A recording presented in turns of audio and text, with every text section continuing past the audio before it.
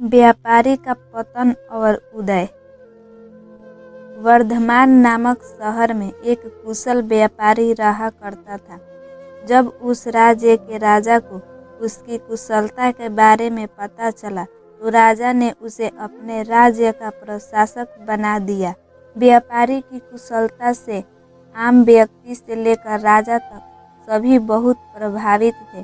कुछ समय बाद व्यापारी की लड़की की शादी तय हुई। इस खुशी में व्यापारी ने बहुत बड़े भोज का आयोजन किया। इस भोज समारोह में उसने राजा से लेकर राज्य के सभी लोगों को आमंत्रित किया। इस समारोह में राजघराने में काम करने वाला एक सेवक भी आया, जो गलती से राज परिवार के सदस्यों के लिए रखी कुर्सी पर बैठ गया। उस सेवक को कुर्सी पर बैठा देख व्यापारी को बहुत गुस्सा आता है। गुस्से में व्यापारी उस सेवक का उपहास कर समारोह से भगा देता है।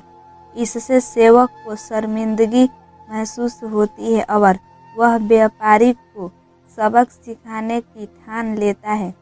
कुछ दिन बाद जब वह राजा के कमरे की सफाई कर रहा होता है तो उस समय राजा कच्ची नींद में होता है।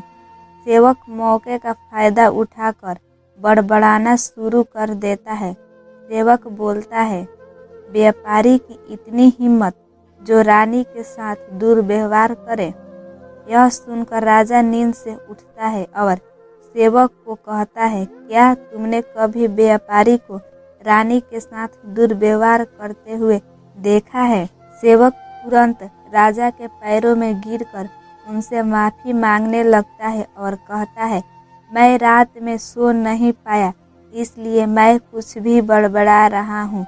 सेवक की बात सुनकर राजा सेवक को कुछ नहीं बोलता, लेकिन उसके मन में व्यापारी के लिए शक पैदा हो जाता है। इसके बाद राजा ने व्यापारी के राजमहल में प्रवेश करने पर पाबंदी लगाकर उसके अधिकार को कम कर दिया। अगले दिन व्यापारी किसी काम से राजमहल में आता है तो उन्हें पहरेदार दरवाजे पर ही रोक देते हैं। पहरेदार का यह व्यवहार देखकर व्यापारी को आश्चर्य होता है। वहीं पास में खड़ा राजा का सेवक जोर जोर से हंसने लगता है और पहरेदार से कहता है, तुम्हें पता नहीं तुमने किसे रोका है? यह बहुत ही प्रभावशाली व्यक्ति है जो तुम्हें यहाँ से बाहर निकलवा सकते हैं। इन्होंने मुझे अपने भोज समारोह से निकलवा दिया था। सेवक की उन बातों को सुनकर व्यापारी को सब समझ में आ जाता है और वह उस सेवक से माफी मांगता है। साथ ही वह उस सेवक को अपने घर दावत के लिए आमंत्रित करता है। व्यापारी ने सेवक को बड़े विनम्र भाव से भोज कराया और कहा कि उस दिन जो भी किया वह गलत था।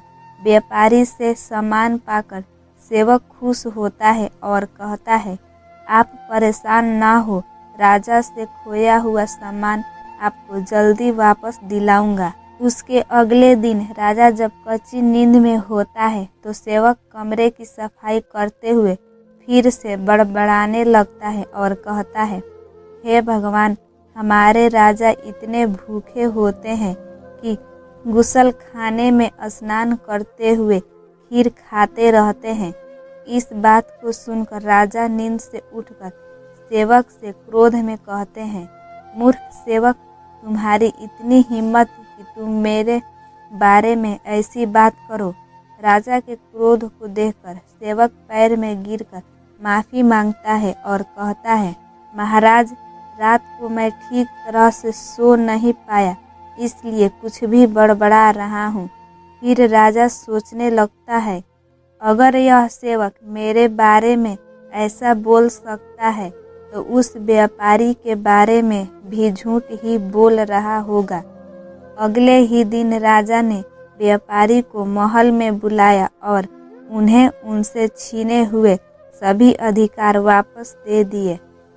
इस कहानी से हमें यह सीख मिलती है कि किसी को छोटा समझकर उनका मजाक नहीं उड़ाना चाहिए। सभी का सम्मान करना चाहिए। किसी को नीचा दिखाने से एक दिन खुद भी अपमान का सामना करना पड़ता है।